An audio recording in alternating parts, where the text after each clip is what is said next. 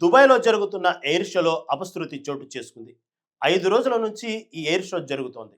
శుక్రవారం చివరి రోజు షోలో జరుగుతున్న విన్యాసాల్లో పాల్గొంటున్న మన యుద్ధ విమానం తేజస్ జెట్ అనూహ్యంగా కుప్పకూలింది.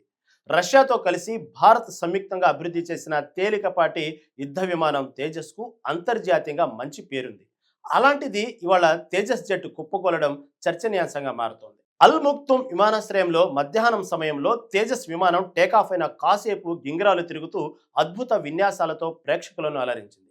కొంత దూరం వెళ్ళాక ఫ్లైట్ నుంచి ఎజెక్షన్ ఆగిపోవడంతో వేగం తగ్గిపోయి అమాంతం నేల కొరిగింది.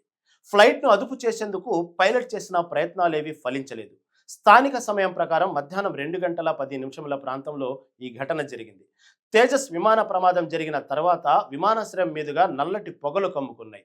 మహిళలు, పిల్లలు సహా అక్కడికి వచ్చిన వారంతా ఈ ఘటనతో ఒక్కసారిగా షాక్ అయ్యారు.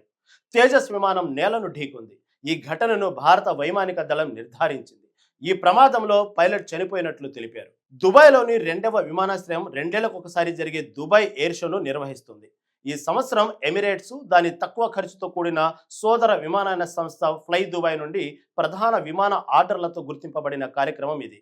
ప్రమాదానికి గల కారణాలు తెలుసుకునేందుకు కోర్ట్ ఆఫ్ ఎంక్వైరీ ఏర్పాటు చేసినట్టు భారత వాయుసేన ప్రకటించింది.